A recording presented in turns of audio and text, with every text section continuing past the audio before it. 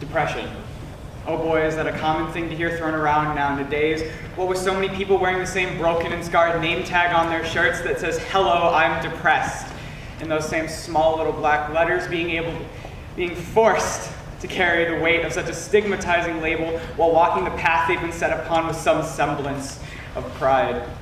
You'd expect that this newfound commonality would lead to some sort of solution, but no, it's led to the opposite. Commonality has only led to us fueling the very fires of depression that burn the minds and the souls of the quiet and the loud alike. Commonality has pushed us apart. And such emotional brutality against those already left battered by life is an injustice that cannot be left untouched. And so I offer myself up.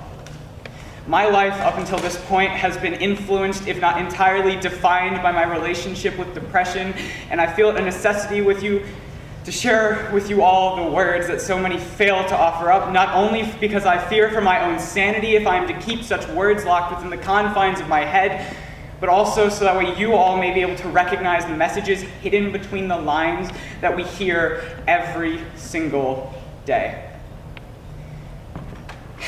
As I've discovered, my depression is comprised of three main parts. One part, shame and regret, the second part being feelings of inadequacy, and the third part being complete and utter hopelessness. My shame and regret came from the trauma I experienced as a young boy, losing his mother, the months following her passing, leading me to mature rapidly to meet emotions I was nowhere near ready to handle, leaving me isolated and alone with something I should not have had to deal with. Inadequacy came to me once I entered high school, and I found myself acutely aware of the successes and accomplishments of all of those around me, leading me to look back upon the path I've taken in life, and coupling with the shame and regret I already had led me to feel as though I had made mistakes along the way, making me feel as though I was underdeveloped, like I was stupid, like I had no value as a person.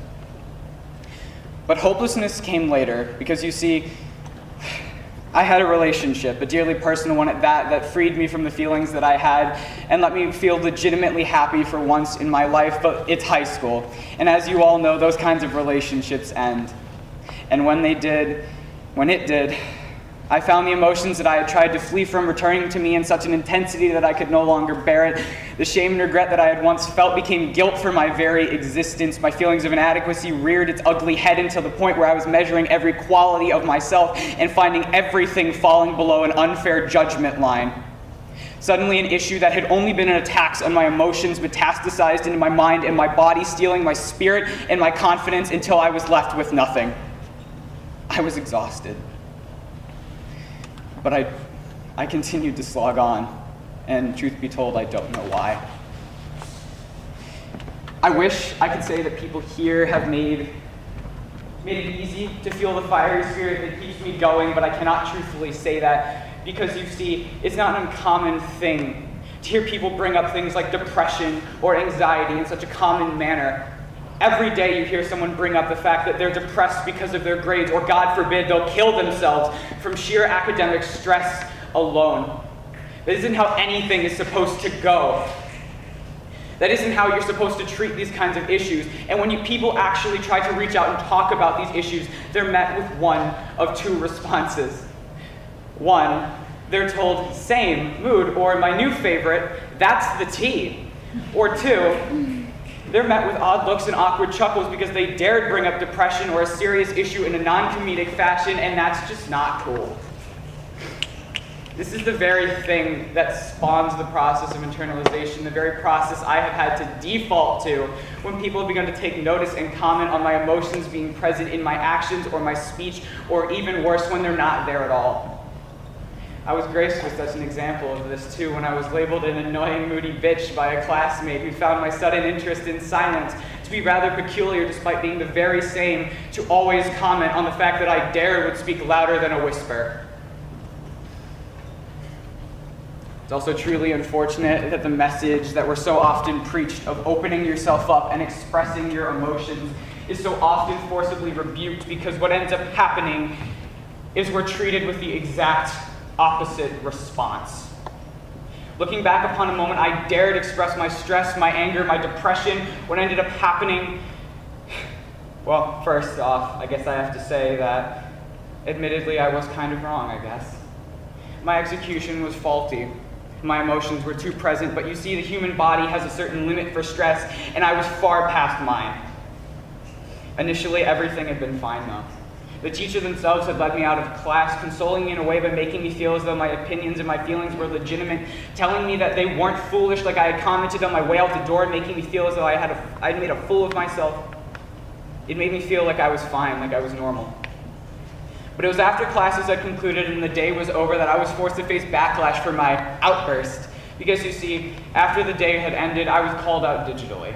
Because that's just how this generation does everything. And the only thing I can say is that the reaction was horribly hostile. I was told that my reaction was inappropriate to a point it made everyone uncomfortable. And mind you, this wasn't a full class of people saying this. This was one person. One person that I saw as a friend, that I saw as an equal, that I worked with in other classes, and I respected and valued as my equal, if not my superior at times, for her ability to keep things in check. But apparently to her, I was just something that could be set off to the side. I wasn't equal in her eyes. I was an oddity. An example of what not to do.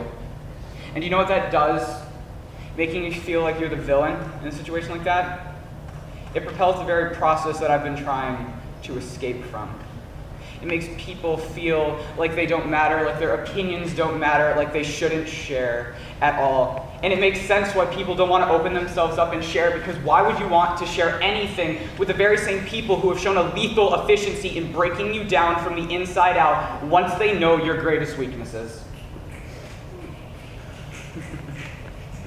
But the only thing I have to ask is it possible to refund the societal transaction, cover the costs that we put upon people our age? Because it seems to me that we're in a cycle that we cannot break, because depression, you see, is a 3-part system. And with the first part being the unavoidable brain chemistry of teenagers, the fact that we'll never be able to change, only cope with, we're already at a disadvantage. But when you couple that with the other 2 pieces of the puzzle, trauma and environment, you find that we're all equally outnumbered.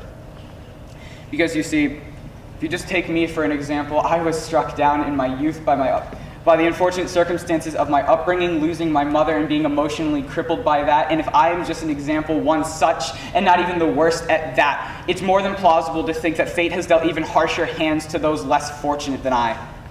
When you couple that with the ideas that affluent areas like Naperville, people can't be depressed simply because they're in an area of privilege and power, you are left with people feeling entirely powerless. If any hope is to ever be present for change, we simply cannot stand idly by and let the people wallow in their misery in their own depression-filled minds, because you see, it's not a plausible scenario to see everything suddenly turn around, reverse, and repair itself if all we do is let things stay how they are. Depression isn't a disease of the body capable of being cut out by a team of surgeons. It's an ailment of the mind, and the mind is not a construct so easily broken into and rearranged. And so you see, the only way that we can truly fix this is to make ourselves available. We have to make ourselves known, make ourselves aware of what is going on, open ourselves up to the people who feel as though they have no one to open up to. The battle that we have ahead of us is not one that can be undertaken lightly or conquered rapidly, because unfortunately we have gone far too downhill to have an easy solution ahead of us. But that is the cost that we have to pay. That is what has to be done if we are to see any sort of change. We have to make ourselves open. We have to make ourselves aware. Think for a moment about how many people, even people sitting beside you right now, could be harboring thoughts that they have not shared, harboring insecurities and pains that they've never spoken about simply because they've been too afraid of being called out and judged simply for being who they are. Open your ears to these people. Lend them your compassion. Lend them your strength. Show them you care. What I'm asking of you is not a lot for a single step, but it's more than enough for hope.